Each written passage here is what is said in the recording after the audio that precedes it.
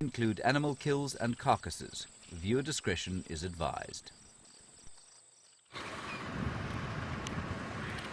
Good morning and welcome on a bright and fresh sunrise safari. We are on our way to lions on a buffalo kill, and this is Safari Live. Ready.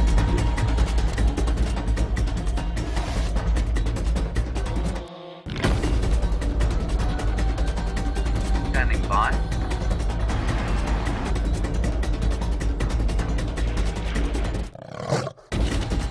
Five, four, three, two, one. You are live, you are live. Good morning, everybody, and welcome to what is a spectacular early summer's day here in the 8.5 million acre wilderness that is the Greater Limpopo Transfrontier Park. We're in the Kruger, that is the iconic park of South Africa, and on the western fringes thereof, the Sabi Sand. In the Sabi Sand, we of course are on Djuma, a beautiful little spit of land that we are very privileged to call home. This is my tent. My name is James Henry. On camera today is David. Hello, David. Hello, James. And as you've met Jamie already, you know about her. Also out on drive, the inimitable Brent Leo Smith is speeding around, hoping for a repeat of the wild dog sighting we had yesterday. Stefan is out on foot, knocking about the place. And if you look very carefully, just down there is Taylor McCurdy, everybody. She's searching for insects with a homemade insect net of sorts. Right, so we've got lots of action for this morning. We're very much looking forward to talking to you. Hashtag Safari Live if you're on Twitter, or questions@wildearth.tv. It would be good to hear from you during the course of the morning. We have a number of things we're hoping to show you today, and while we do that, while we find what is best to show you, let's head across to Stefan Winterboer to find out what he's got.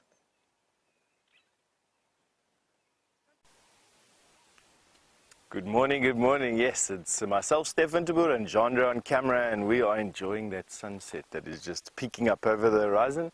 A brilliant orange ball right now. It was a little bit red when it arrived, but we absolutely got to see the sun this morning, so it doesn't look like the weather's going to change much today. Around about 66 degrees Fahrenheit, very comfortable to walk around at the moment, I must be honest with you. And we heard some leopard calling around the camp last night, so we're just making a perimeter check on all the most prominent game paths around the camp, just to see in which direction that leopard went. I know it sounded like a female. Brent found some female tracks going out somewhere, and there's some male. And it was Chris Rogue that found Tingana, or saw Tingana on the dam cam drinking at the pan. Probably him that was calling around. He never stops calling when he gets here. He's a leopard that enjoys that sort of thing. So we're checking the main game paths around Djuma at the moment to see where those tracks come out, and then we'll see, I suppose, where the wind takes us at the end of the day, and we'll see what happens from there. No other plan for this morning. Just that, and it's sometimes nice to let yourself just wander, to be quite honest. And Brent, I hear, is also watching this beautiful sunrise, so we are going to go, and well, you're going to go and watch that with him. Morning and welcome to the Sunrise Safari. Brian, Jube on camera, myself, Brent Leo Smith. We decided we were going to do a slow motion sensory safari today. No, of course, we're only joking. We're out on the southern boundary looking for Queen Karula. Remember, this is live, so the sun is just popping over the eastern horizon here in South Africa. And for you not sure who Queen Karula is, she's the dominant female leopard. She's been a bit scarce over the last little while. She had a kill in the property to the south of us. Both her cubs were seen yesterday, but she wasn't. The kill is finished. So I'm hoping to find fresh pug marks of her coming back to visit us on Djuma. Remember, hashtag Safari Live if you'd like to send me any questions. At the moment, I am going in slow motion. That's so I don't miss any tracks in this gorgeous morning light. So far, no sign of Queen Karula, but they are cats, and they're happy cats because they've got bellies full of buffalo. Let's go have a look.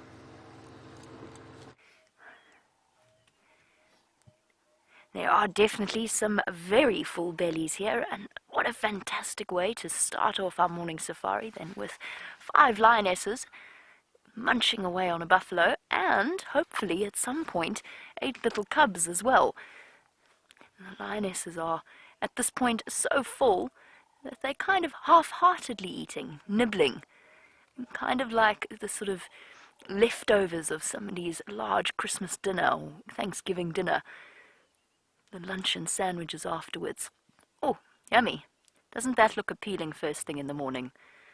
They very conveniently chose a spot where we can only park upwind of the carcass, for which I am exceptionally thankful. Listen to the mom calling.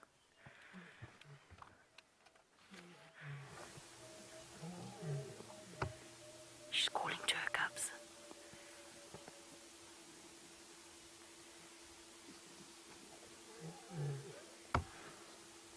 How wonderful is that sound?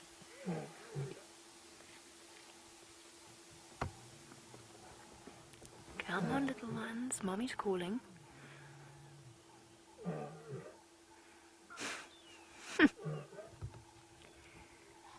She's been thoroughly ignored. How very rude.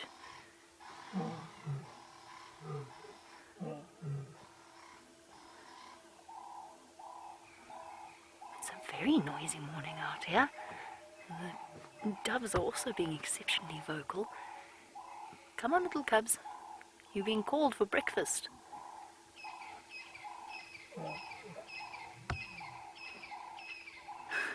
Anticipation.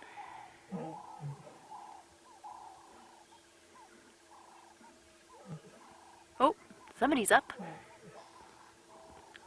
Here we go. Ah, and they have emerged, full of the joys of spring, of course, and thoroughly entertaining. This lioness. Oh, look at the strength of these animals. That's incredible. Even with a little bit of it eaten, that buffalo carcass is still mammothly heavy, much, much heavier than she is. She's just managed to roll the whole thing over. Oh, I don't know where to look. There's so much happening this morning. Now the cubs are calling back.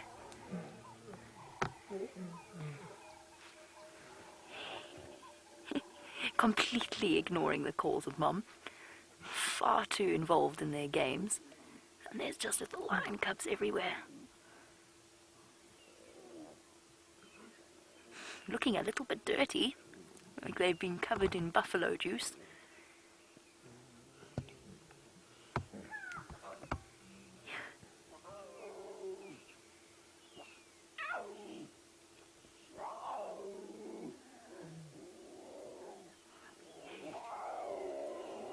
Just sitting quietly for a moment so that you can appreciate the sounds that are coming from these little creatures.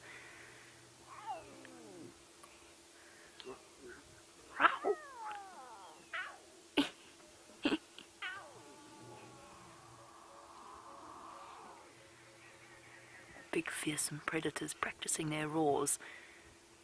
Not quite as intimidating as the adults just yet.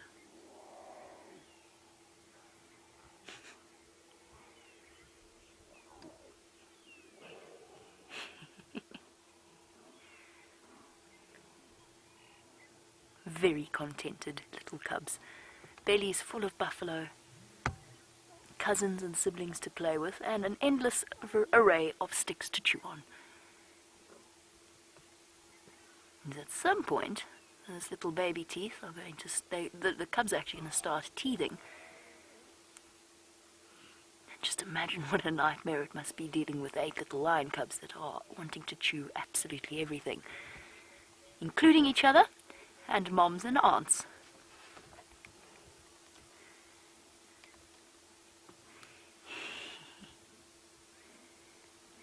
Look at them go. Isn't it going to... Oh, I got you. Oh, practicing that all-important back grab that one day will serve them very, very well when it comes time to hunt buffaloes with mom and aunts. Oh, is it breakfast time?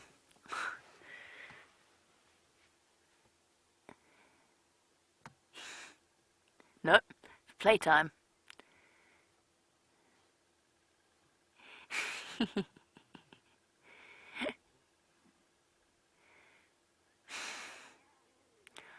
Got you. I'm just trying to see. I think that's the youngest lioness that they're playing with. Oh.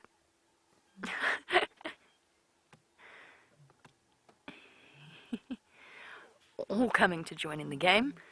And of course,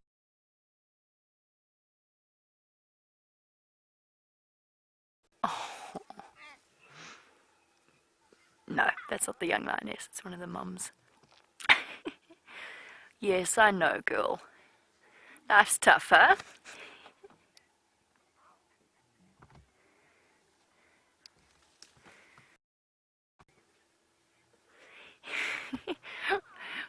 Where are you going, adventurers? Don't disappear too far.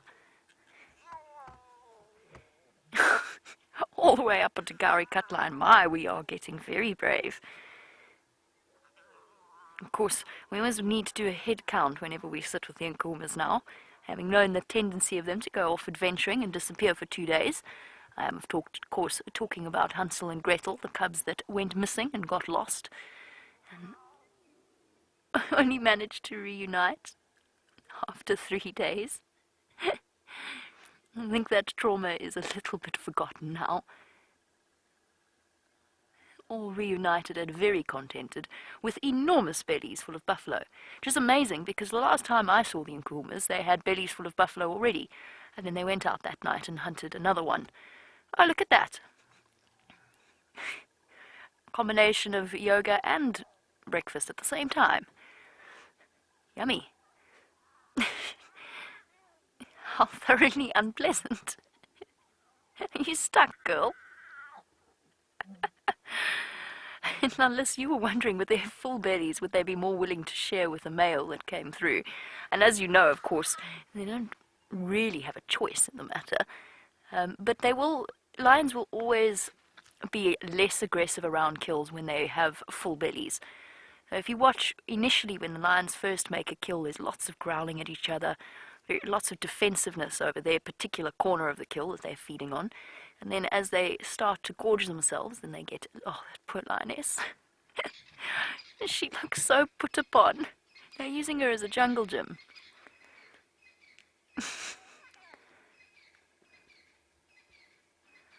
That face.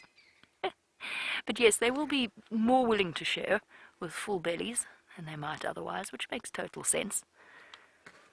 Hello, girl. Yes.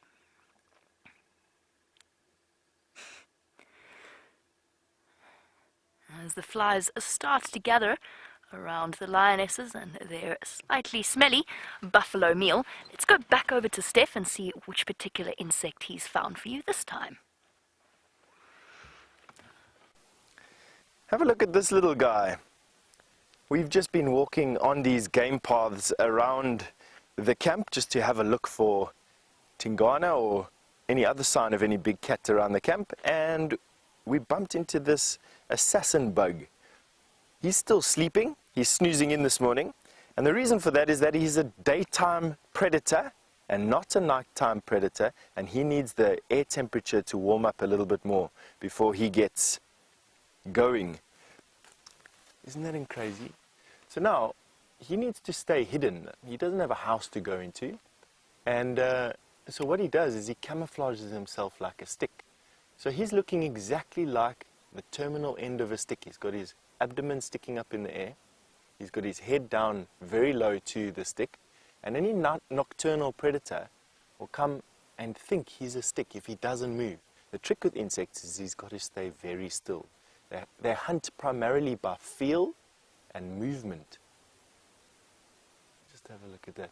We've been seeing quite a lot of these assassins around lately. I think it's probably one of the most common, next to the housefly, which plagues me. Next to it's the most common of the insects around right now. This little assassin bug.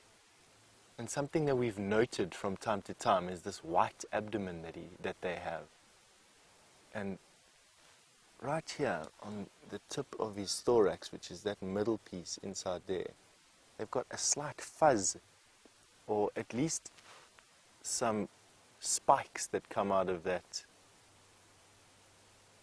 thorax and head. Not too sure exactly what they're for. It could just be his particular or their particular type of decoration. I find that very interesting. Not much else on the stick. I think he's going to find slim fares today when he finally starts to hunt. And then a long walk to the next bush. There's quite fresh elephant dung around, I must be honest. You can have a look over here. Let's see. So breaking it open with a foot, always a good thing. And then immediately feeling for body heat.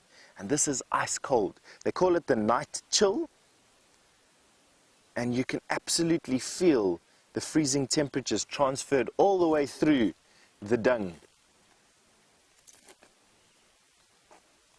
And that'll dry out. So it was probably deposited around about sunset yesterday, around about there. Let's have a look up here quickly. We've got a flock of starling above us, wheeling about. Actually, no, those are buffalo weavers. So this is the first flight of the buffalo weavers that live in the fever trees at Djuma, and they fly around in a flock together, landing, picking up whatever sticks they can, and then flying back to the nest. All right, and on that note, James has got I don't know if he's got something exciting for you. I'm sure he has something exciting for you in that tent of his. I'm warning you now, everybody, this is slightly macabre.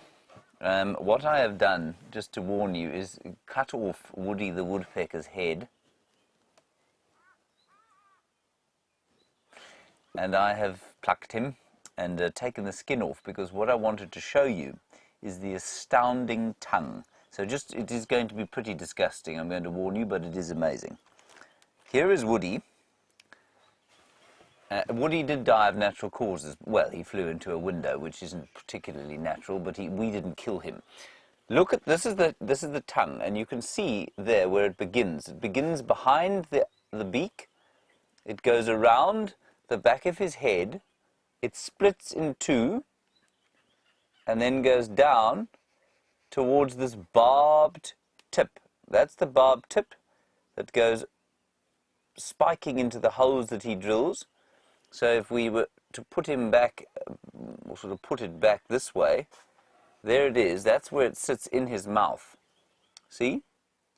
And he sticks it out until it's that far out of his mouth. Isn't that amazing? I think that is absolutely astounding. Now, the barbed piece here is actually a sheath. It seems to be a sort of cartilaginous sheath that sticks over the top. And what we're going to do now is just stick these barbs underneath the microscope and see what they look like there. Davey, if you don't mind, I'm just going to put this box on the ground. Now, let's see. I'll just focus. Well, I'll try and focus. You know, I'm not very fast with this microscope. Why is it not showing? Sorry, everybody. One day I'll get it correct. There we are.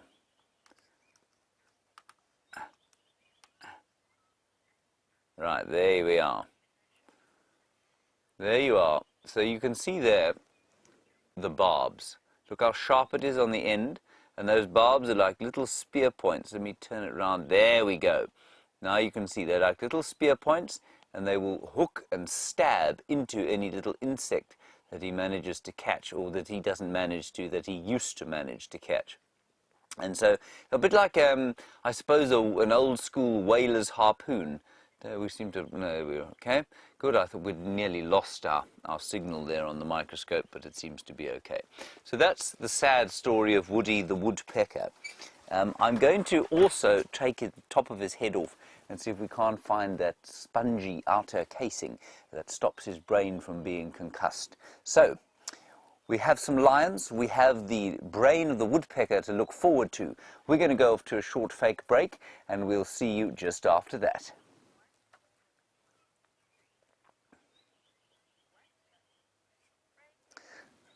Right, we're still with you, obviously, as we were before. We're just having to practice those little things. And the idea behind that, just to explain it to you, is that we learn how to throw forward, if you know what I mean. So with the TV audience, we give them a bit of a cliffhanger to come back to after the advert break, because you know how an advertisement can distract you from what you are watching. Now, I'm not going to cut his head open while you are watching me cut his head open, because, well, that will just be disgusting. So, well, and it is disgusting. He's starting to smell a bit niffy as well. So we'll put him back over here. And let's go over to the map here and give you an idea of where Jamie is. Hang one sec, Davey. Sorry, 1 second. I'm just going to quickly look exactly where the other two are. Right here, I can see now. Chips cable. Right, that means watch out for the cable, David was just saying. Unfortunately, my wildebeest here, Wilmina, we'll call her Wilmina. There was been some complaint that I've named all of the animals in the tent after males. That's because they were males, you see. So we will call the wildebeest here Wilmina, the wildebeest. She's not being very cooperative today, David, is she? No, she isn't. Anyway, right. Let's have a look. Do you like our map, everybody? We quite like it. We're quite pleased with its existence.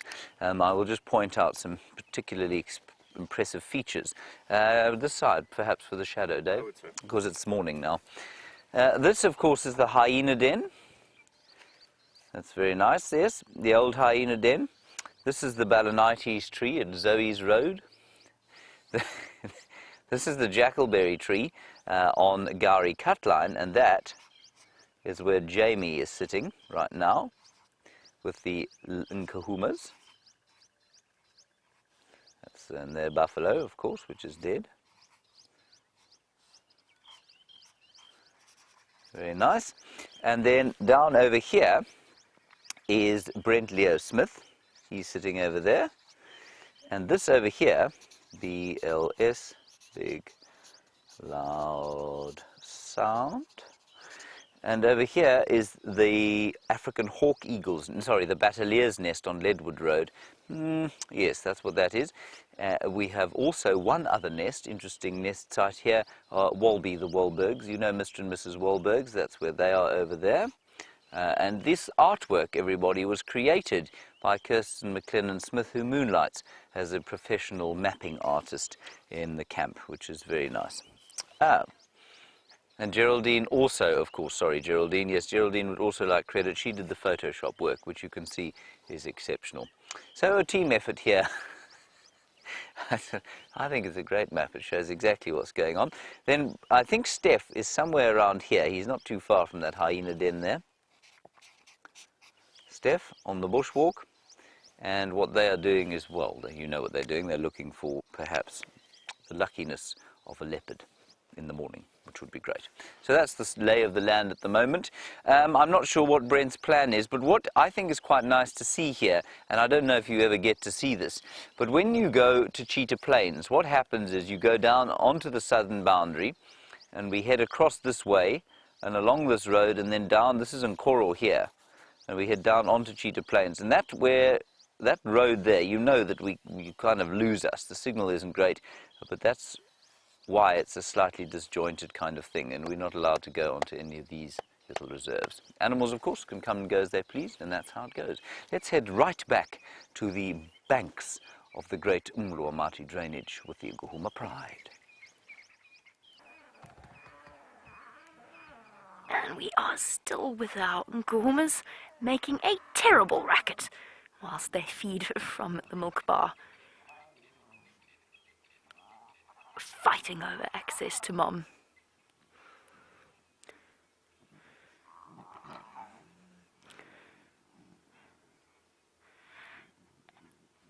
And welcome back to our TV audiences. We are still here live from the heart of Djuma Private Game Reserve, alongside a river system with 5 lionesses and 8 little cubs on a buffalo kill. Isn't it incredible that you can watch this wherever you are in the world, coming to you live, happening right here and right now?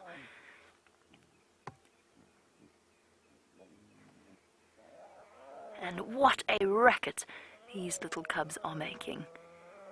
Nothing washes down a buffalo breakfast like a little bit of mom's milk, but there's our siblings and cousins to contend with.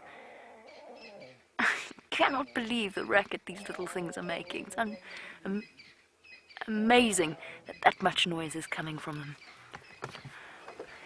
Our name is Jamie, and this is one of the most incredible sightings that we get to experience, sitting with a lion pride that we've got to watch, been able to watch over the last, well, I've been able to watch over the last year or so, and getting to know them on a really, really personal level.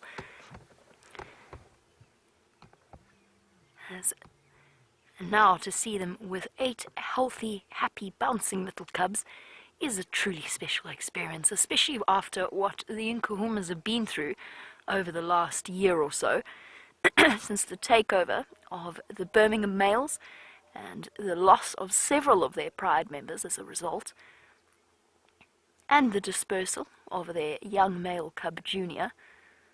To see them doing so well and being so successful is very, very special. And they really are. The Nkuhuma lionesses are seriously a force to be reckoned with. It seems as though they are taking down a buffalo every 2 or 3 days, which is impressive for 5 lionesses. It's no easy task, and it is something that they take their life into their hands each and every single time they do it. But with 8 hungry mouths to feed, it's hard being a lioness at the moment, but at least they have the support of their sisters.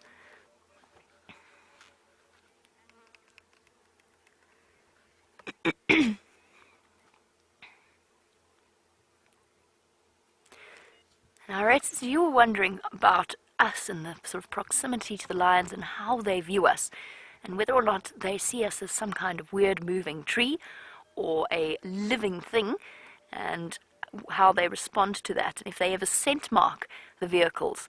We've nearly been scent marked a few times, not intentionally. It's just so happened that we've been in the same line as the bush that the lions are urine spraying onto, or perhaps the leopard is urine scent marking onto, and that's because we've just happened to put our vehicle somewhere and they've decided that's where they want to scent mark.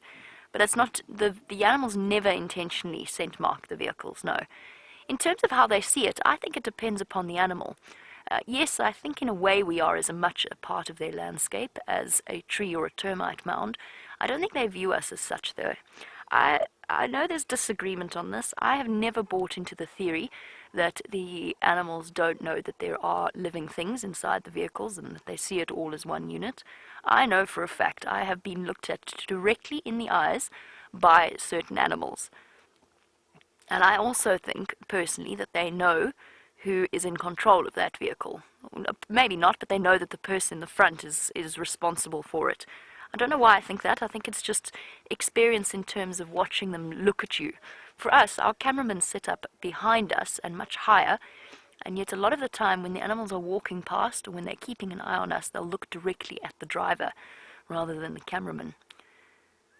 I don't buy into the idea that they don't know we're here. They do.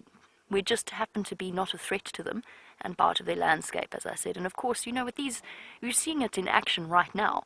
These cubs are growing up with us as a part of their day-to-day existence. Sometimes they look at us a little bit curiously. Sometimes their eyes track the movement of the vehicle's wheels. And sometimes they look straight at us. But other than that, there are far more entertaining things out here to keep them busy. And we're really not too much of a problem or a concern. That being said, I've also had animals try and use my vehicle. We had it with the hyena fight, a serious hyena skirmish between clan members, where the targeted hyena tried to climb underneath my vehicle. And I've had Amber Eyes, who, by the way, I don't know where she is. I said there were 5 lionesses, but I've done a head count and I only count 4. I don't know if she's gone off to lie in the drainage line away from niggling cubs. But I've had Amber Eyes use my vehicle and play hide and seek before with a male, where she went round one side, around the back, and he went round and blocked her from one side, and then she tried to go around the other side, basically trying to ditch him and move off with one of the other females, and he wouldn't let her. And it started to get a bit disconcerting, and I believe Kirsty was on the back. It was her birthday. She watched the lioness slink around the back of the vehicle several times over. That was a very special experience, and it just goes to show how comfortable they are with the vehicles themselves. That being said, very important never to take that for granted. Just like it's very important for us not to take magical moments like this in the morning, dappled morning sunlight for granted. And speaking of morning sunlight, it's the best time of day to spot tracks. Let's go and have a look at which animal Steph is tracking.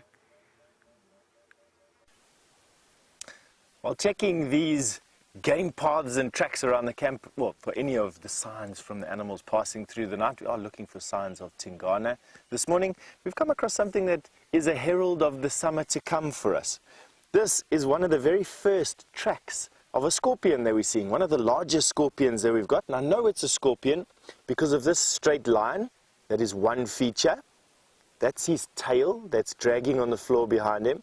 And another feature is these feet imprints that they leave. They leave series of 3 next to one another, just slightly offset from one another. You can see there and there and there. This is the back foot, middle foot, front foot. Back foot, middle foot, front foot of a big scorpion, probably one of those big granulatus species of scorpion. I'm just going to draw you a picture quickly, if I can. See, since my colleagues are all getting good at these drawing pictures, I feel peer pressure to do it. So from the front, the scorpion's body is round and oval really, with a tail that is held up over the head without the tail drag, right? Then you have one back foot, it's quite big. You have a middle foot, and you have a smaller right front foot that comes all the way to the... Oh, my stick is breaking. So back foot on the other side, middle foot, front foot.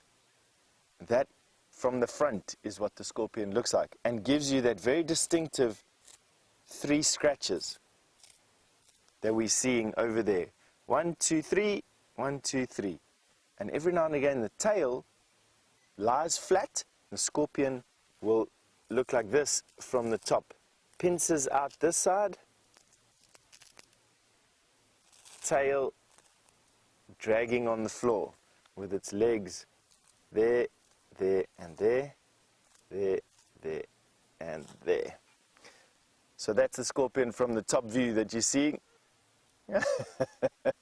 I'm getting well done on the drawings over there. They leave this very, very distinctive track. And I know that the nighttime temperatures are now high enough for these insects, or these arthropods at least anyway, to get going. And that is a good sign of summer to come. It means that they are starting to hunt and the first rains are not too far away.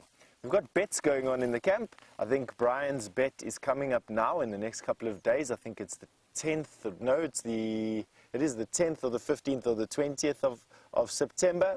I know we've got bets going all the way through until the 15th of September for our very big rains here. Rains across 20 mils, which is about that much of rain in any given fall, and that is the end of spring, basically, when summer starts. All right, off we go. Carry on with our... we've got Brent, who's got a bird nest to show you.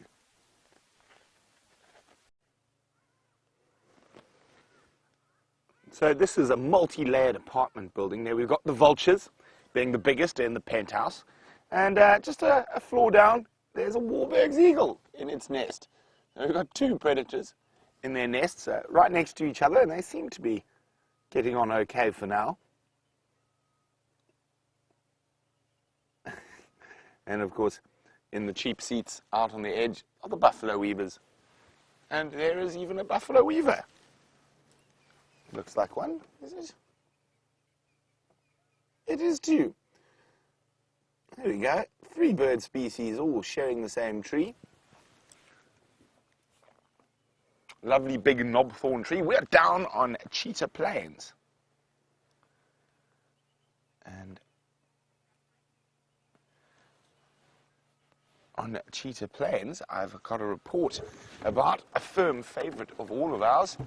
And I've seen his tracks, but unfortunately they seem to head further to the south. But Sandila was seen just behind the Cheetah Plains Lodge last night. and he's carried on in this little river system, and I was really hoping he was going to come out this way, but no such luck, so we're going to keep on looking for the Styx Pride. So let's carry on our adventure here in the east. Remember, hashtag Safari Live if you want to ask any questions, and hopefully the big cats of Cheetah Plains are going to be this absolutely gorgeous, gorgeous morning.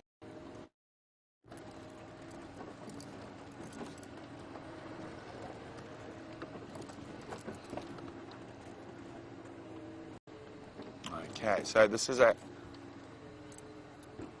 good area. Not a oh, what have we got here? So I'm hoping for lion tracks or leopard tracks. Okay, there's nothing here. So while we continue our adventure, let's go see what James is up to. Now, everybody, I warn you again, it's going to be slightly macabre. I have chopped the woodpecker's head in half. If you are a sensitive viewer and you've perhaps just had something to eat, you might want to skip this next bit. Here is Woody's head. There is Woody's head in cross-section. Nice, David? Yum, yum. Yes. Now what you can see, I'm just going to look at the screen so that I can see where I'm pointing. There is a spongy material that protects his brain from being hurt. So the sort of pinky bit to the back and behind there, that stuff there, is his brain. And then in front of that and underneath it, there is that spongy stuff that absorbs the shock when he smashes his head, of course, into the bark and hard wood out of which he drills the insects that he eats. Now we'll have a look at it under the microscope. This is probably a bit like watching a live surgery, perhaps, as executed by a man with a small knife as opposed to a scalpel. Now let's have a look there. That's the spongy stuff there. That's the spongy material going into his beak, you can see there. And then his brain is there. That's his brain, that smooth stuff. So, I mean, that is quite interesting. It's also pretty, well, I mean, it's not something you want to see all the time. So I don't know that we'll keep Woody in this state. I think we'll probably hand him to the ants and scavengers of the wilderness and send him on his way with the great thanks for the sacrifice that he has made in order to edify us as to the length of his tongue and the sponginess of the brain case that he has. Let us go and dispose of Woody. What do you think, David? Yes, good idea. I think it's a very good idea. Here is my scalpel. You can see a very fine... Yeah, now, Gabe, this is a very, very important point. Just quickly, sorry, Dave, I'm going to show them. We do absolutely use hand sanitizer, Dave. And so, yeah, I'm very careful about that. It's not, I mean, I remember dissecting a rat when I was at university. It was my very first sort of attempt at surgery. A great day it was. And we didn't use any kind of cleaning materials. We didn't worry about any sort of sterilization. But I think it is important that we do that sort of thing. And, I mean, ideally I should use gloves. So if you are a younger viewer and you want to do this, and this is not a bad thing to do. It's a really good way to discover animals and their bits and pieces. Good idea to wear perhaps latex gloves while you do it. Righty, we're going to go towards another advertisement break. While we do that, well, I might bury Woody, I think. Come back, you'll see the lions. Hopefully Brent will have some luck with the leopards. We'll see you later.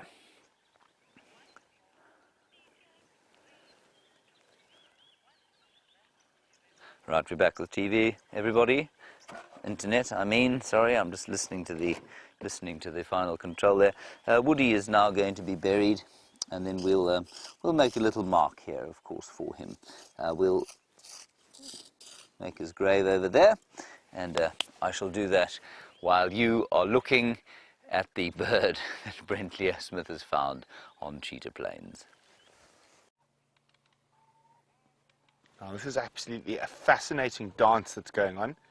It's a courtship display by grey-headed bushrights. Look at that. You can hear them.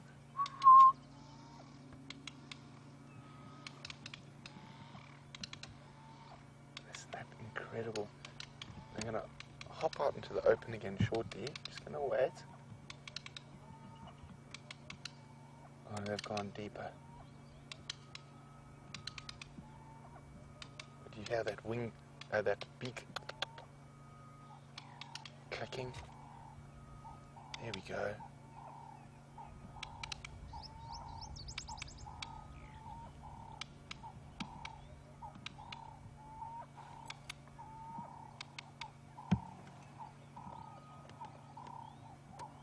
Oh, off they go. Oh, that was beautiful. Oh, there's another bird, Brian. If we come off to the left of the tree they originally started in, and there. Where's he gone? Oh, he flew. Well, anyway, that was wonderful to see that little display by the orange-breasted bushright. It's not something we see too often. We're now right on the western edge of Cheetah Plains in search of the Styx lions. It sounds like tracks of Sindile headed further west. So unfortunately, oh, you never know, he might turn around and pop back. Ah, there we go. And a beautiful bird. I think, well, here's one for you guys to identify.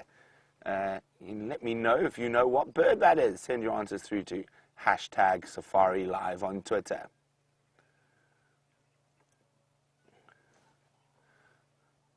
Oh, beautiful. Look at the red eye. That's one of the diagnostic features of this bird.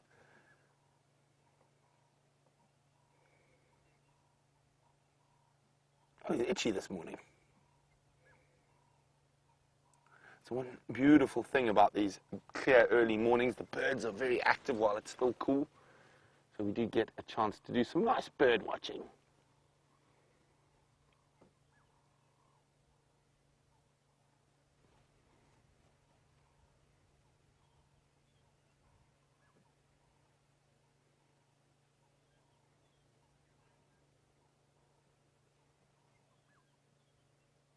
Beautiful.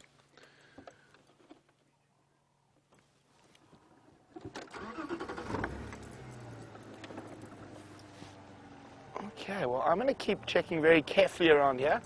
And I think I've just spotted something, so I'll try to figure out what's going on.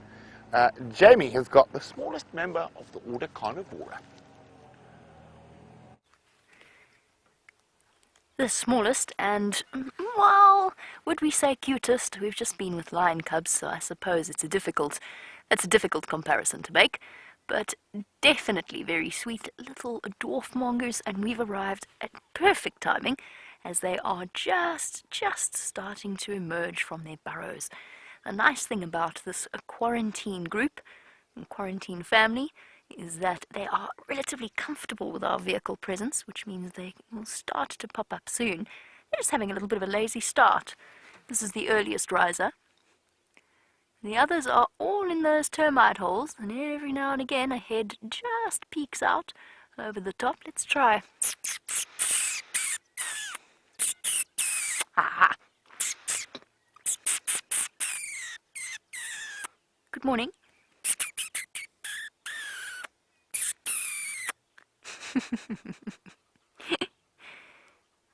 How cute is that? Oh, and gone. Bye. Is it still too early? Come on. We've just got to be patient. I've sat with dwarf mongoose before, to the point, and I've just been very, very quiet, that they have come right up and sniffed and nibbled on my tires. Hello. Surprise! I wonder how many of them are going to start popping their heads out as we sit here and watch them.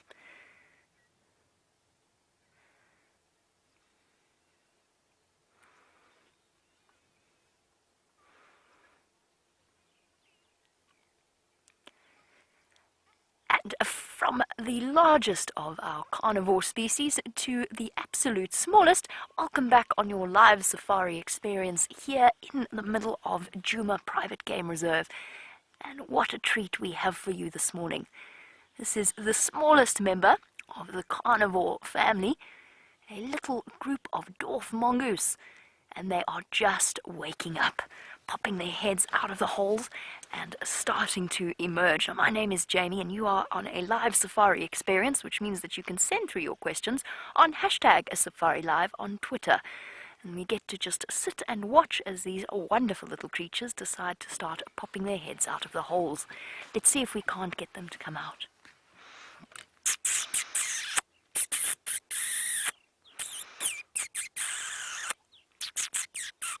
Nope, I've lost my touch.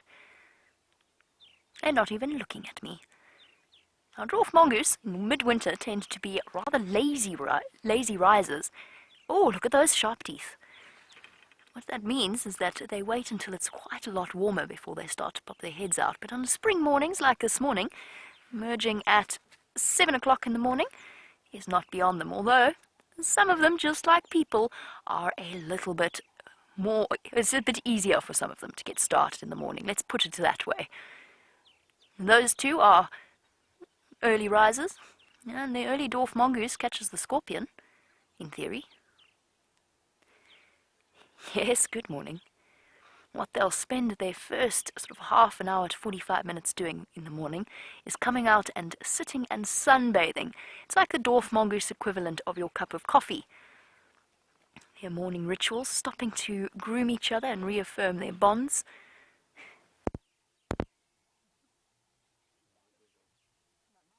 Oh no, that's tragic. And we're back. I have absolutely no idea how I did that. My apologies.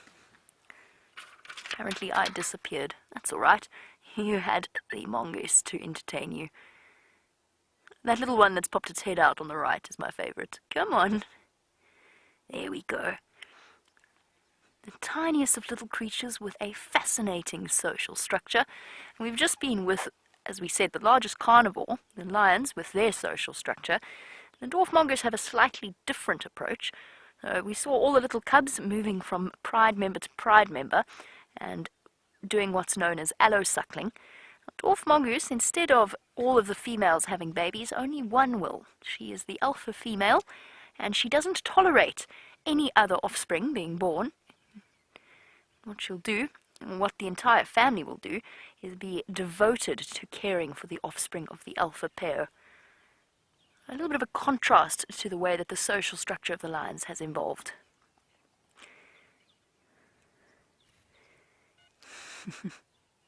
While we sit here and wait for the mongoose to decide to pop out, or whether or not they're going to, let's go back. It's such a beautiful morning for a stroll, don't you think? Let's go back to Steph. Just have a look at this. Looks like a bomb has gone off underneath this knobthorn acacia, but no, it is actually just it's just been pushed over and eaten by an elephant. And all of these ends are where the elephant snapped off the roots of this particular knobthorn and have eaten it. But because the substrate was so sandy, it's allowed us a unique view at its root systems. Acacias are well known for having what we call a taproot. A taproot is a long single root that is, according to the theory that I've read anyway, that goes straight down. But this is the taproot that I'm holding right now. But it looks like it was shared in 3 equal parts between this particular part right here, this, the main taproot it looks like, and then this one here, which also, but none of it goes straight down. If I have a look, if you come around this side of the tree and you come and have a look at the tree itself, here's the tree itself, here's the main stem, and then rather than a continuation of this root out towards your direction at the moment, these roots bend at 90 degrees as soon as they go into the ground. I just find this absolutely fascinating. acacias are supposed to have some of the deepest root systems in the bush out here, and that's what makes them flower so early and what makes them leaf so early, is that they have access to water. And while that may be true in under perfect conditions, this particular tree just shows that it's not always the truth, that something under the ground over here keeps these roots, well, keeps them going out horizontally, and that was why it was so easy to push this tree over, I think. It just didn't have a deep enough anchor. It's incredible. It also gives us a nice insight into how elephants pushing down trees help animals that can't reach as high as what they can. So now, rather than this tree only accessible to giraffe and elephant, now this tree becomes accessible to everything, from steenbok all the way up to kudu, and then also giraffe and elephant. This is unfortunately going to kill this tree. I don't think this tree will survive this particular amount of damage. But in a lot of cases, acacias that are pushed over like this or broken down in these particular cases can carry on growing, and they will carry on growing and have this leafy barrier that now is created and is accessible to other animals. This in turn also forms a windbreak, and this is where I think this particular tree is going to be so vital. As this tree dies, the branches are going to start falling down into an ever increasingly thicker mat of vegetation, or at least dry sticks at about this level. As the wind blows the grass seeds around in December, January, the wind is going to blow these grass seeds into this tangle of sticks. The grass seeds are going to drop underneath the branches out here, and you're going to get what we call a seed bank. Because it's so thorny, because this particular barrier is so impenetrable, the seeds of the grass are allowed to grow, and from there will propagate more seeds into the bush around them. And this is what we call, as I said, a seed bank because of that. Come and have a closer look at these thorns. They have to be one of the most wicked thorns to get stuck in. You don't want to be stuck in a thorn tree like this. You pretty much won't go anywhere. Have a look at that. You'll be able to stick your arm in, but getting your arm out again is going to be a different story. Similar thing, if I had a very sensitive nose, would do exactly that.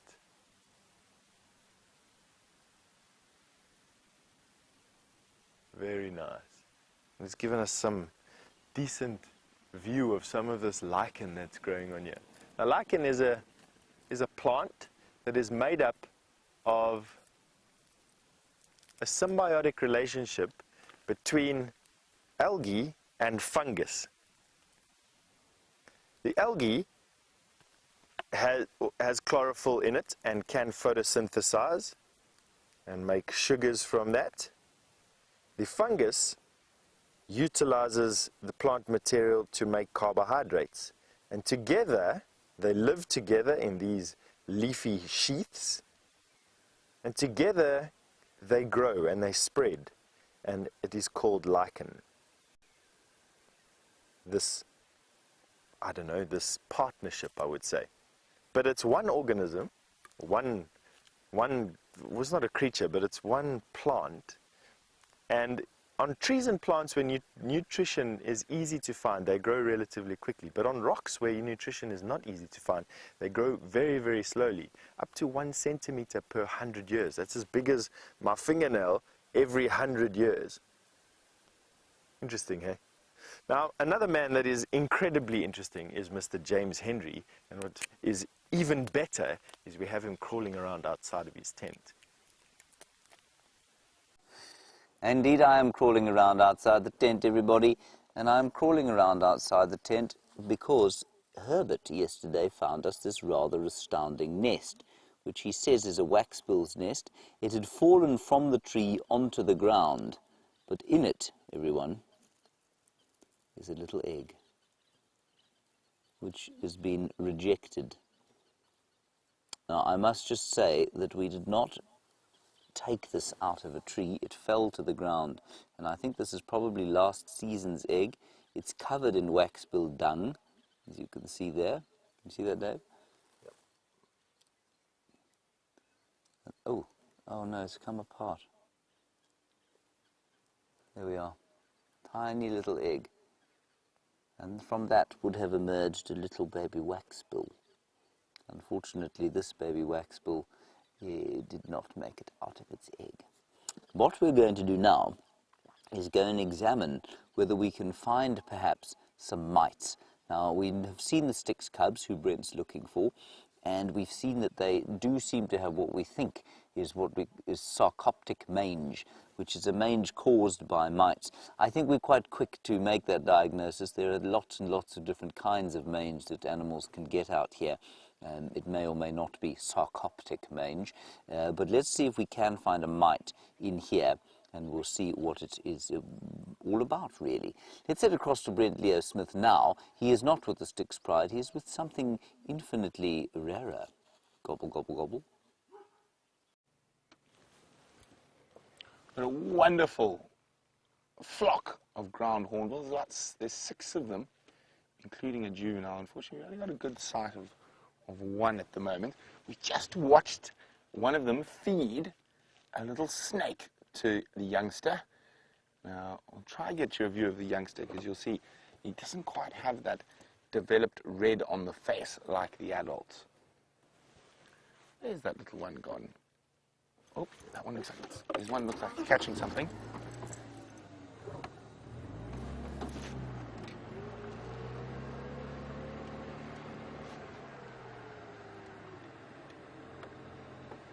Oh, whatever it is, it's being swallowed. So there you can see, where's the juvenile now? I'll turn your head. There we go. See the yellow, not quite red yet, on the hornbill on the left. One of the longest lived birds we get out here. They're living up to about 40 years. We've been lucky enough, we've been seeing them quite frequently down here on Cheetah Plains. There's 2 juveniles in the group and 4 adults. And now marching off south into Mala Mala.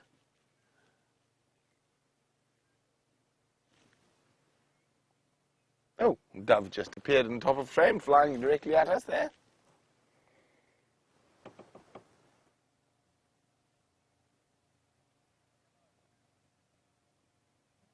Very positive to see 2 sub-adults. They take an incredibly long time to grow up, and often they will stay in their natal group for their whole life.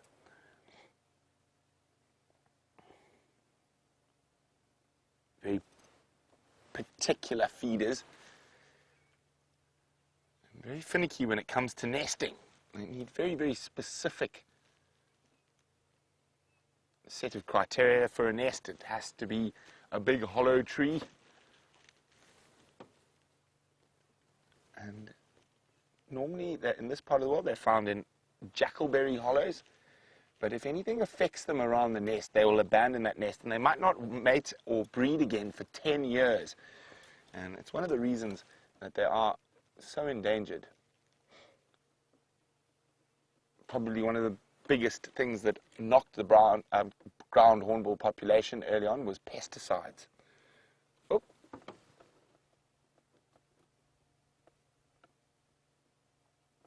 Brian talks to them. Have a word, Brian.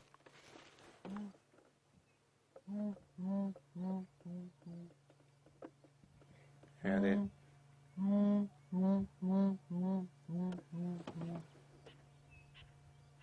There we go. There's Brian's rendition of a ground hornbill calling. Okay, well, let's leave those ground hornbills to carry on their morning mission. And we're going to do the same. So far, the big cats of Cheetah Plains have not been playing along. We haven't even seen a footprint. While we continue in search of the big cats of Cheetah Plains, or anything for that matter, it seems like birds are our forte this morning. Let's go back to Steph, who actually has a mammal.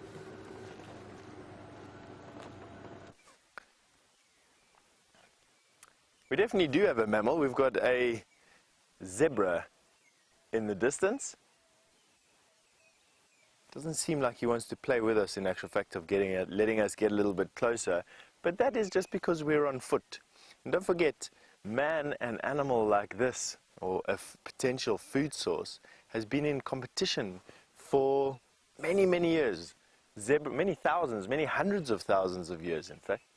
And they have this sort of natural distrust of man on foot. Now, although we don't do any hunting of animals in this particular area, they still retain that sort of genetic fear for man on foot.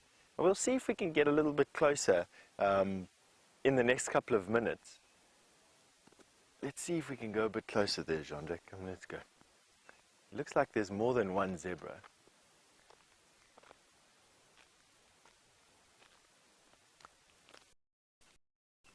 I'm going to opt for a more direct approach because of the fact that, quite simply, the wind is blowing across like this. So we won't be blowing our scent directly onto the zebra. Let's see if that strategy works. You can see that zebra there in the distance.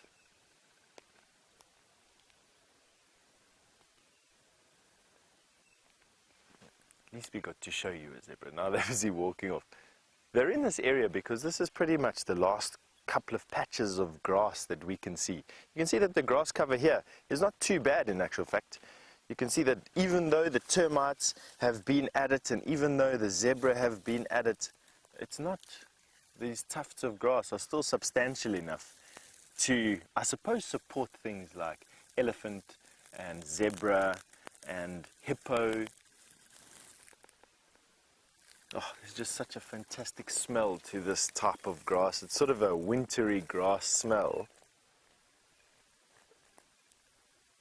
Smell? No?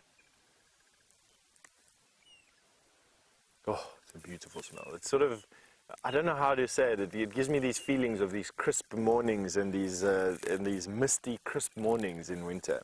It's lovely. But I'm going to leave that over there for the next zebra to come along and eat it. And we're going to move over to James in the tent. Just outside the tent, everybody, there's a white-browed scrub robin going.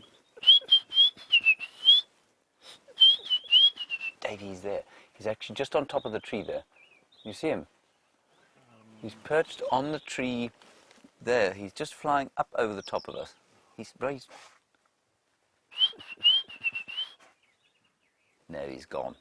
Anyway, that's just to prove that this is the best office in all the world, or laboratory, as it has been today, a surgery indeed. Now, we've been microscoping this blue waxbill's nest. We haven't found a mite, but what we have found was a worm of some sort. It was a larva, I suspect of a beetle, but unfortunately it has managed to give us the slip, and it's a tiny little thing. Probably only about, I would say, about a meter across, a millimeter across. And so I can't actually see it with my naked eye. There. Look at that, everybody. Oh, look. There it goes, everyone. Now, the reason I say this is a larva, an insect, as opposed to a genuine worm, is that if you look carefully, it's actually only got 6 legs. It's got 6 legs at the front and a couple of suckers at the back, but basically it's like a caterpillar. And I think it's going to turn into one of those little beetles. See his hairs? He's quite a hairy fellow. I think that is just amazing. Isn't that astounding? So, like I say, a millimeter or so, well, maybe 2 millimeters long. There, trying to eat. That's interesting. Let's just watch what it eats. In the same way that, sorry, my focus, it's very finicky. Let's see what he's trying to eat here. Because, of course, at the larval stage, he'll be eating extensively. And I wonder if he doesn't eat keratin, the keratin of the feathers. Either the keratin of the feathers or perhaps something in the feces or urine of the birds. And then I suspect he'll pupate in this nest and then become a beetle inside. I think that is rather spectacular. See, he's producing silk as well. Of course, because he'll have to go into, at some stage, he'll have to go into cocoon. Now that is, he's standing there on a dung ball, a wax-billed dung ball. The white bit there, the uric acid that forms on the top of the feces and urine or waste products there. Maybe he's going to eat that. Or waste products of birds and reptiles. Look at him. There we are. Look at him eating. Isn't it amazing to get a micro view of the world like this?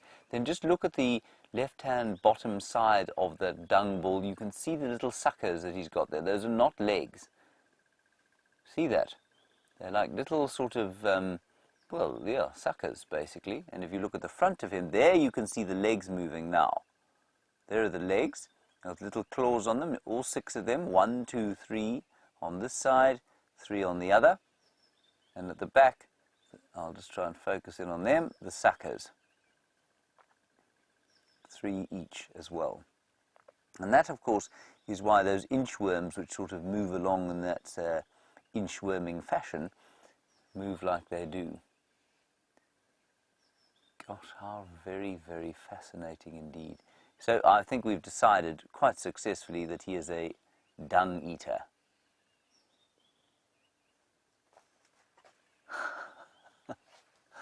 That is so special. Wowee. Was that not amazing? So I'm not sure what kind of beetle he is, but just something very special to be watching. Amazing. I'm going to keep looking in this nest for different things. While we do that, Jamie has got something, well, flying.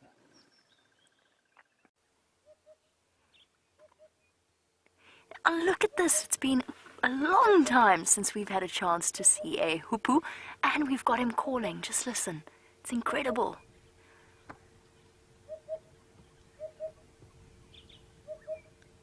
I don't think we've had many opportunities to experience this. Oh, and the opportunity is almost gone.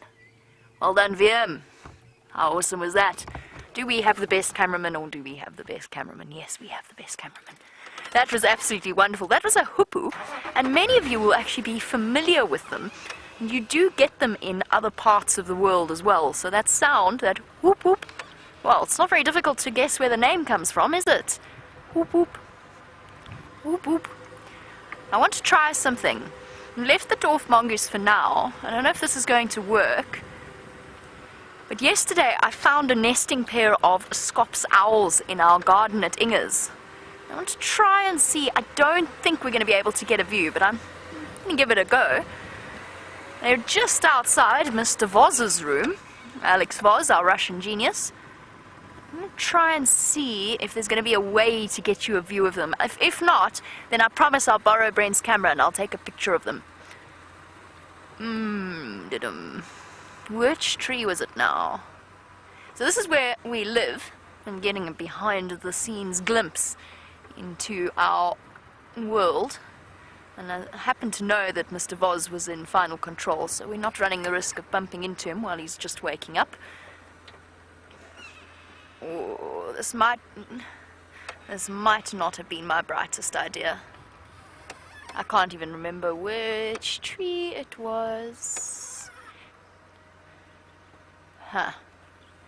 See if they're calling, because that's how I found them this morning. They were in the sort of the little trees on the left-hand side of the house.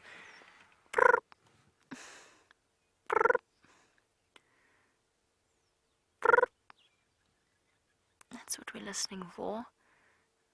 Come on, Scops.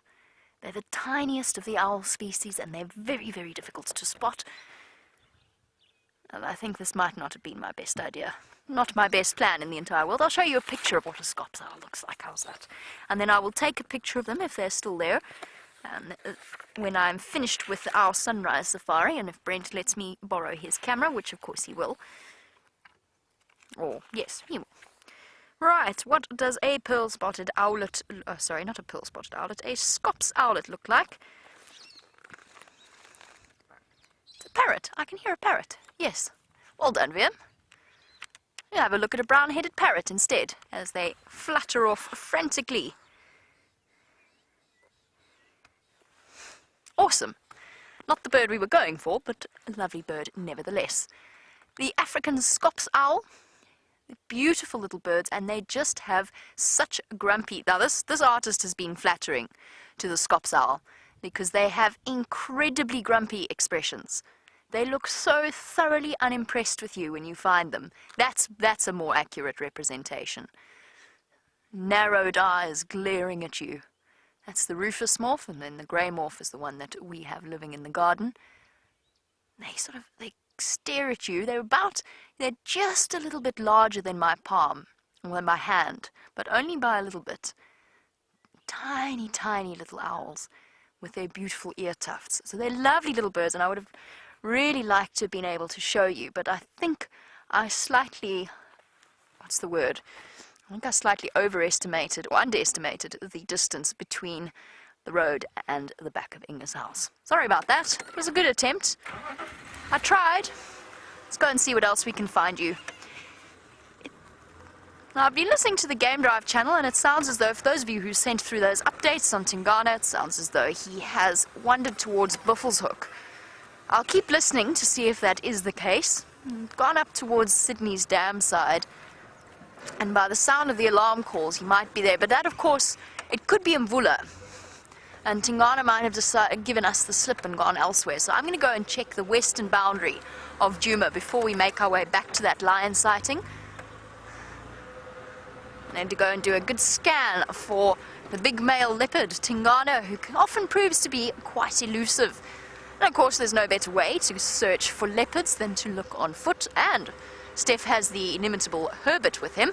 Let's go and see if they found anything exciting.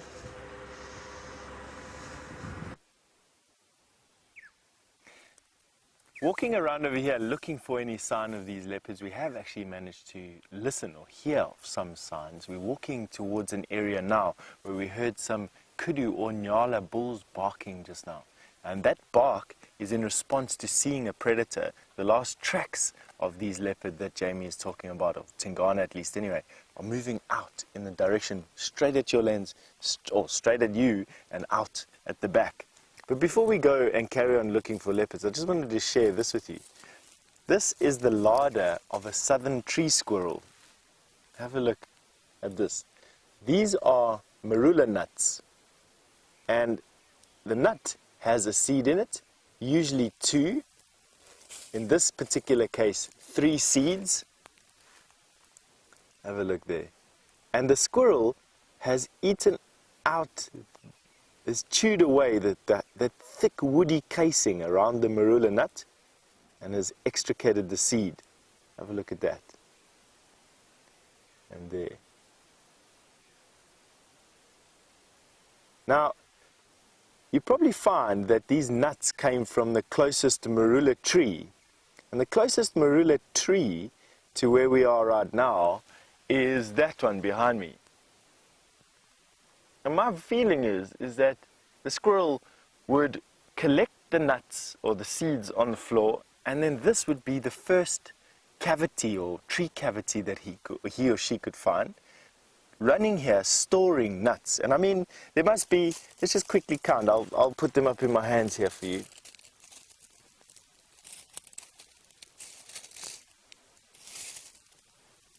There's just, I don't know how many years worth of nuts there are here, but they're definitely enough to keep the squirrel properly fed for a dry season. This is just in one area, in one patch, hey?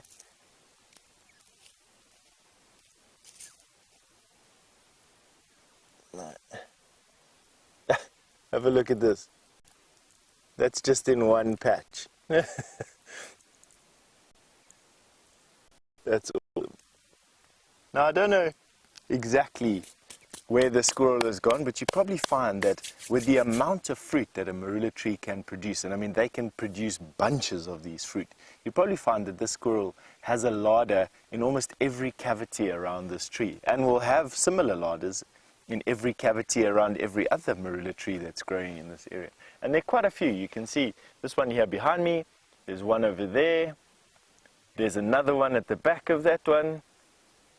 And there's another one down there, and that's probably about the limit of the range of the southern tree squirrel. They have quite a small territory, about the size of your house and yard. So I'd say a suburbed house and yard. That's about as big as a southern tree squirrel's territory gets about out here. That's awesome. All right, so off we go on in further search for our leopard. And Brent is on cheetah plains at the moment. Fantastic.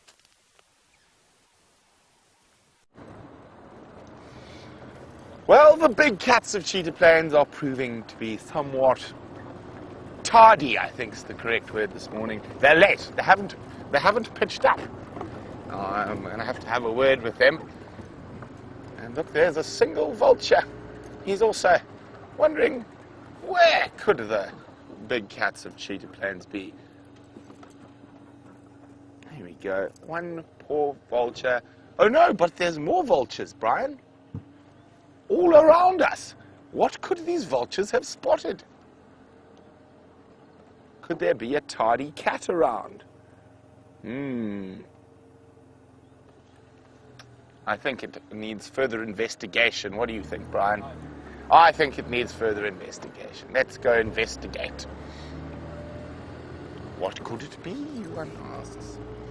Well, there's a lot of vultures around here. Maybe the Styx Pride have had some luck.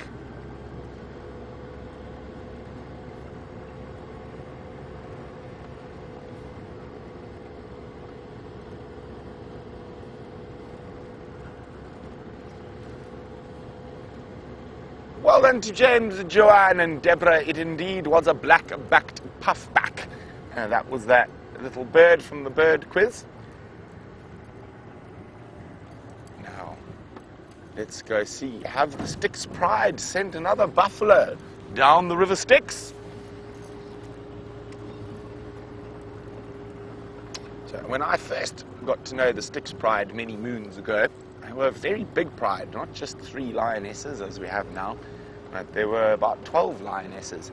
And the story goes that they got their name because they were such successful hunters that they sent many a creature down the River Styx. I just need to see where I am.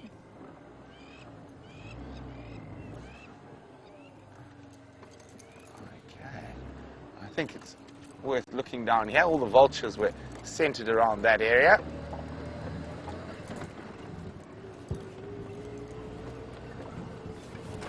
Okay. Now with this drought, there's tracks of a herd of buffalo here, running tracks.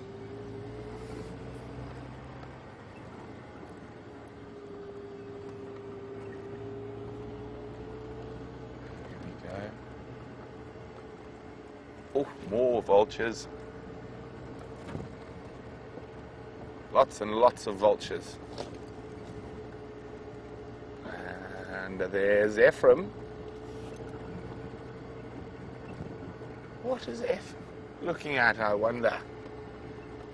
Could he be looking at the vultures like us?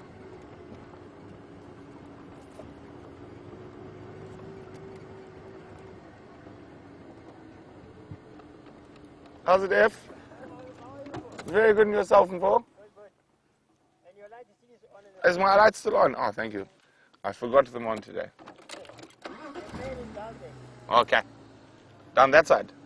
And the one side to this side. Okay. Well, it looks like the Styx Pride have sent another buffalo down the River Styx. There we go. There's the buffalo. But you're going to have to wait to see the lions, so don't go away. There's lions all around us. We can't see any of them yet, so stay tuned for the Styx Pride. Wonder where they are.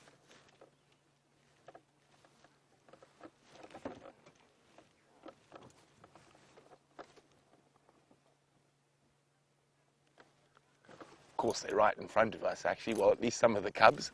So here we go. Little ones having a scratch, shame. Oh.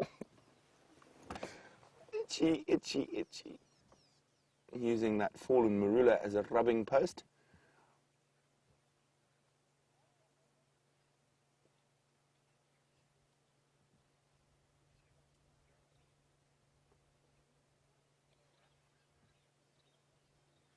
Oh, shame. Okay, let's move a little bit, see what else is around.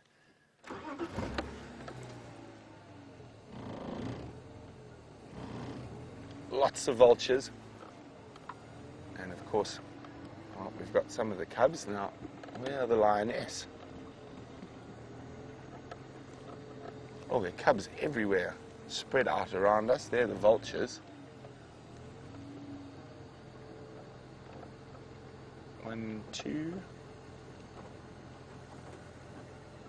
3, 4 cubs I can see at the moment.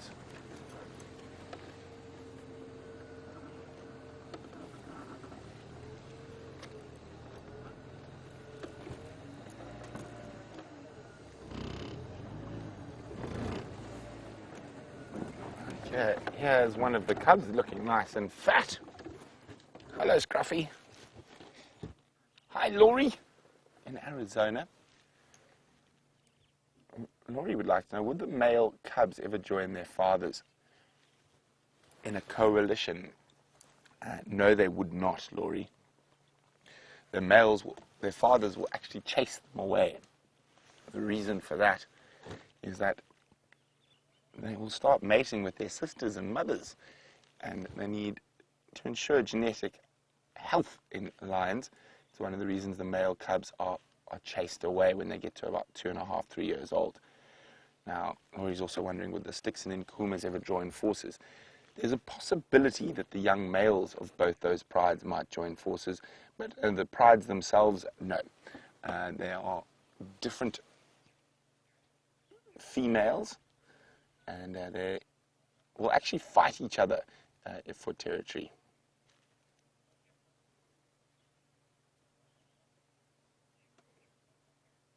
Now, at the moment, the Styx cubs and the adults are suffering from mange, which is causing them to look a little bit draggled and do quite a lot of scratching.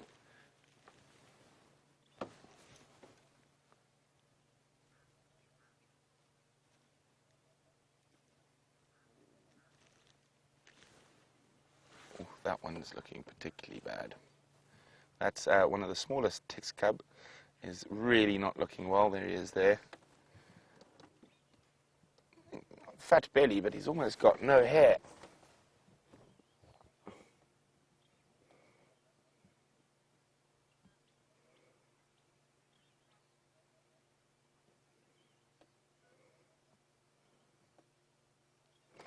Okay, let's go have a look at the carcass.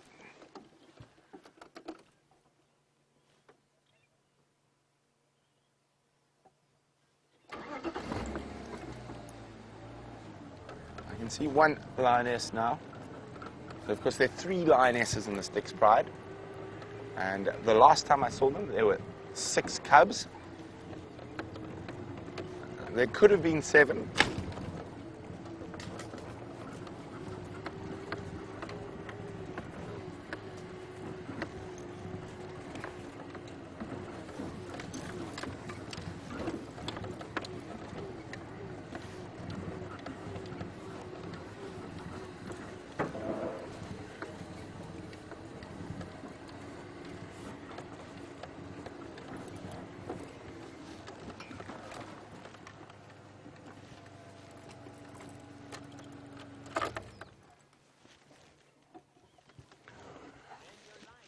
Welcome back, and here we are with the Styx.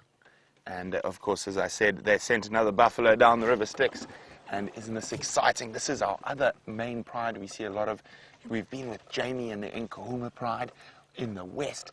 We're away in the east with the Styx pride. And there are 3 lionesses in this pride. And I'm not sure how many cubs at the moment.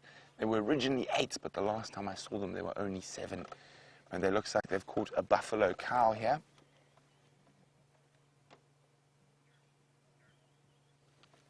They've eaten quite a bit of it.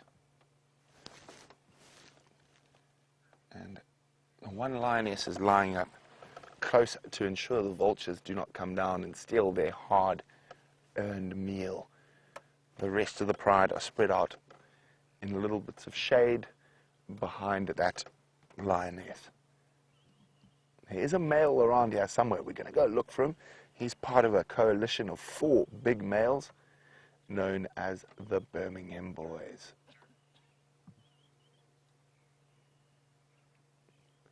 Now this buffalo is quite exposed. Not much shade around here.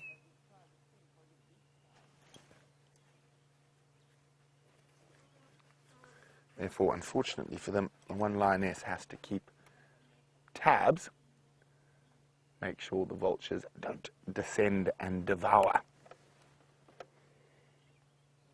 There you go, you can see they've eaten the cheeks, and they've eaten quite a bit from the rear as well, but lots of meat left here. Now, the buffalo are having a particularly torrid time at the moment, lacking in a bit of condition due to the drought, and the lions are taking advantage. Between the sticks and the nkuhumas in the last 2 weeks or so, I probably think, must be 5 or 6 buffalo, maybe even a few more, have descended down the river Styx.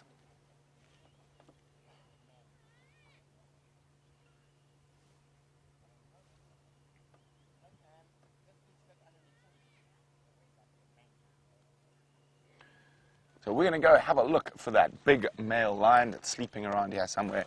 While we do that, let's go back to James, who's sitting pretty in his tent. I don't know how pretty I'm sitting, but I'm certainly still in my tent. We've been outside wandering about, fossicking and seeing what we could see. There you see we have now arrived on the tent from Cheetah Plains. I think that's rather a special thing that we're able to do to show you exactly how far we've gone. We'd also like your feedback on it, quite frankly, to see, does that actually work? Does that give you a context of where we are, or is it just a great blur of confusing topography? Let us know. We're working on them. They are a work in progress. Now, what I did find when I was outside was this burr. Now, you've all been walking through the bushes and been stuck with these things that get into your socks or onto the hairs on your legs if you happen to have furry legs like mine, and they're almost impossible to get off. And that is why, look at the incredibly sharp points on the hooks. They're like particularly sort of virulent and tangled Velcro. And inside this burr, of course, is a seed from which more of the, I don't know what plant this came from, but the seed will grow into whatever it was and will create more burrs. But look at them. They're astounding.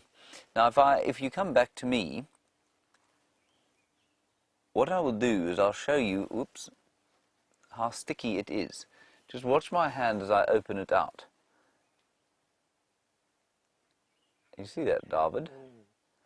It's just astounding. It's amazing how sticky it is, and there it is sticking onto my hair. That's the most fascinating shot you'll see all day, isn't it, David? Yes, James. Yes, very nice. Now, what else we have here? The fossicker-in-chief, Taylor McCurdy, has found us an uthika that seems to have something in it. But whatever it is, let me shake it next to my microphone.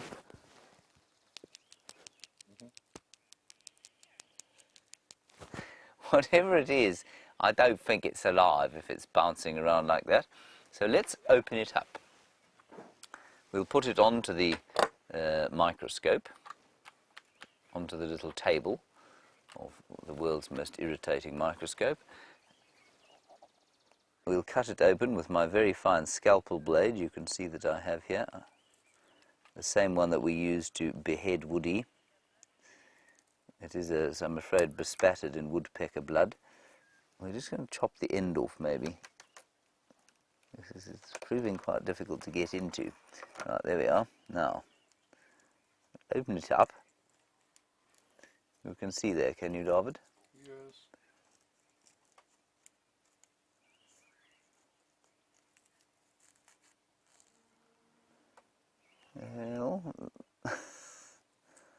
Well, wasn't that exciting?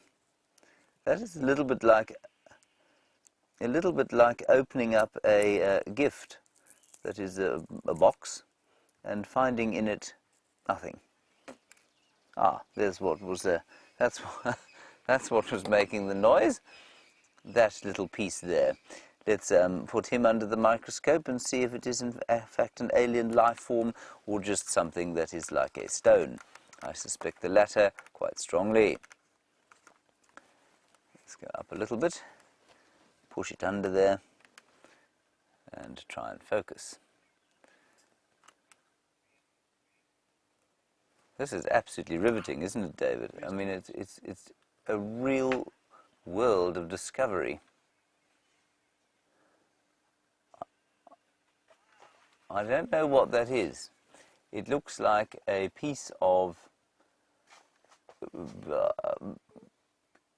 mantis brain, perhaps. I couldn't begin to tell you what that is, but that's what was shaking around in the Uthaka. That is so disappointing. I expected to find a kind of hardened, half-formed mantis in there. Instead, we found, I don't know what we found, really. You know what? If you look to the top and left of that thing, I wonder if that isn't the forming of legs or joints, perhaps, of the mantis. But maybe not. Maybe it's just its brain. Anyway, that's that one there. Now, the next thing I have to show you, it was disgusting, is this piece of wood that Steph found yesterday for me. And I'm just going to carve it up a little bit so that you get a really nice sense of its smell. I'm not making a spoon, no, Kirsten. You know that that's ridiculous for someone of my skills. Now, what we're going to do, everybody, is have a smell of this. Just take a deep breath. Isn't that nice, David? Beautiful. What it smells of is, I suppose, a very subtle Indian bazaar, if you know what I mean. It smells like incense, basically, but it's very subtle. And you don't want to be spending too much time with your face inside the tambuti wood. It's tambuti wood, Spirostachys africanus. It's highly toxic. And that smell, if you burn this wood, it can, in fact, kill you. But what my grandfather used to do, and I hardly remember the old boy, but he used to have a big log of tambuti in his home. And in winter, when he had a fire in the hearth, he'd put this on for probably about 5 minutes. It would fill the room with this delicious scent, and then he'd take it off so as not to poison the family to death, which of course would have been unfortunate. The other thing I'm going to show you is the grain on this wood. Look at that. Hundreds of colors of gold, copper, and very dark red. That particular red piece on the bottom right there may be woodpecker blood. Okay. We'll see what else we can find in the bush out here. Let's go across to Jamie and have a look at the home of a bird. I'm so relieved that the shikra have decided to stay and continue to nest in this particular spot. I thought they'd moved and abandoned this nest site, but I was mistaken. And look at this amazing little bird. Incredible birds of prey, very, very tiny, with that bright cherry red eye that is so distinctive. We hardly ever get to see shikra on our live safaris, so the fact that we've got a nesting pair is just so incredibly special, and we're able to watch them, hopefully, as they raise their brood. For now, though, the shikra is currently occupied, fixing up its nests. Looks as though it's building. I don't think they've laid an egg yet, although we are getting to that point, the time of the year when most of our birds of prey, and in fact most of our other birds as well, are going to start nesting. This is incredible to watch. Now, the first time we found this nest, the pair of them was here, and they were busy breaking off branches, which I have to be honest, I didn't know that they did. I thought they just collected fallen ones. I didn't realize that they actively, off he goes, that they actively broke off the branches that they used to build their nests. Now I've also seen the warburgs doing it, so it's obviously quite a common bird of prey thing. They've got the strength and they've got the talons and the skill to break off branches. We saw the warburgs doing it with the guari bushes. I wonder where the other one is. I'm going to try and reposition so we can get another view of it. It's also known as the little banded goshawk.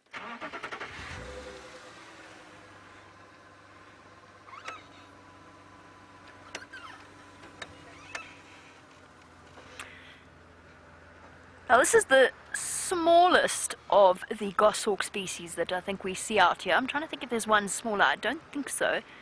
Where have you gone, little Shikra?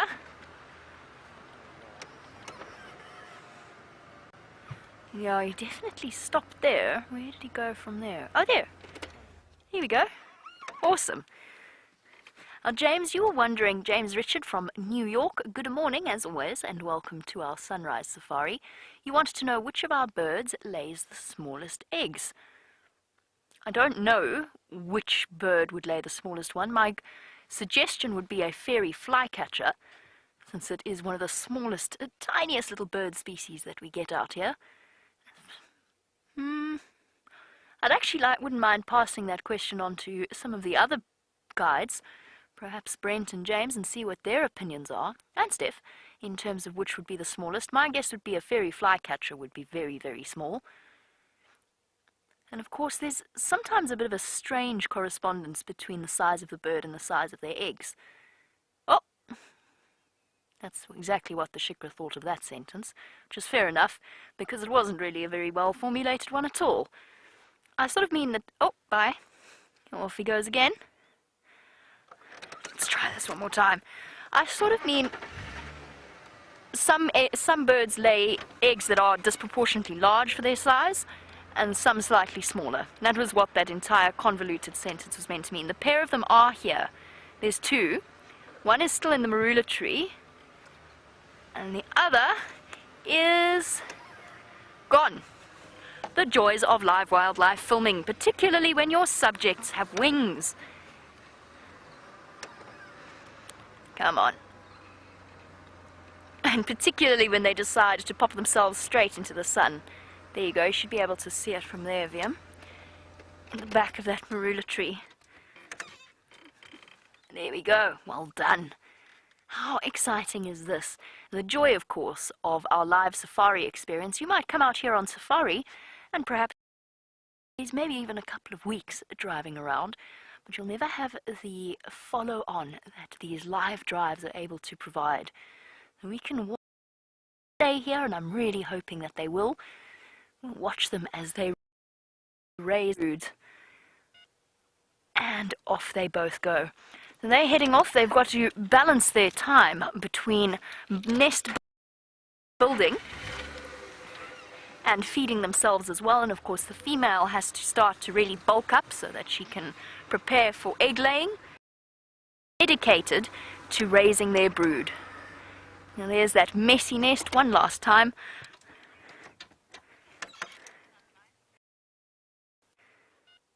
Messy but surprisingly structurally sound. That they're fluttering off.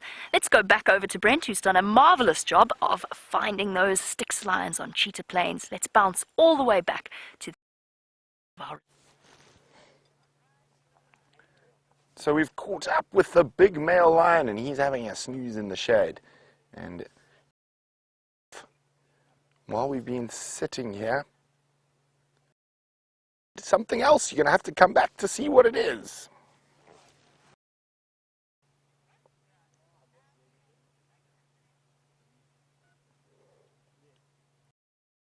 Oh, there we go, there's the male lion sleeping in the shade, and the river Styx has been flowing overnight, and the Styx Pride, living up to their name. Brian noticed while we're sitting here that there's a buffalo carcass. So they caught two. go have a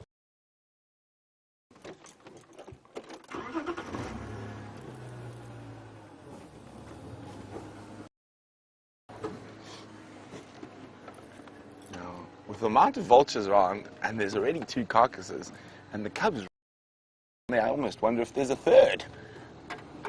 Not impossible, especially with this drought and these buffalo herds suffering quite heavily at the moment, having to travel massive distance between food and water. So there we go, another adult buffalo cow.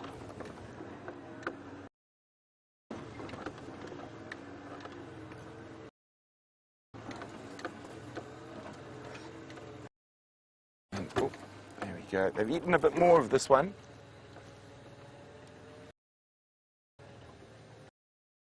There she is.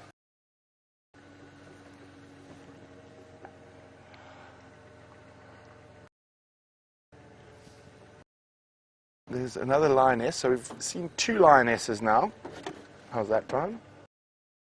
So we've seen 2 lionesses and 4 cubs and 1. So we're still missing 1 lioness. And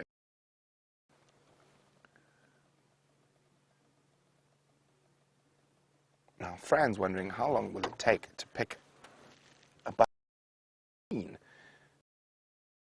Sorry, Brian, quickly, look at that. There's a tree climbing cub. He's quite high off the ground.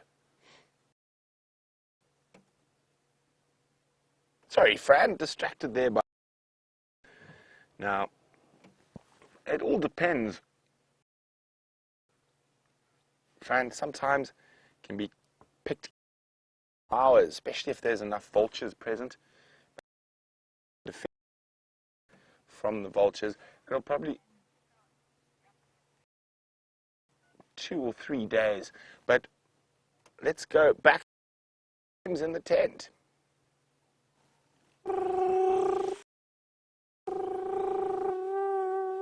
I am imitating, of course, the crested barbet outside.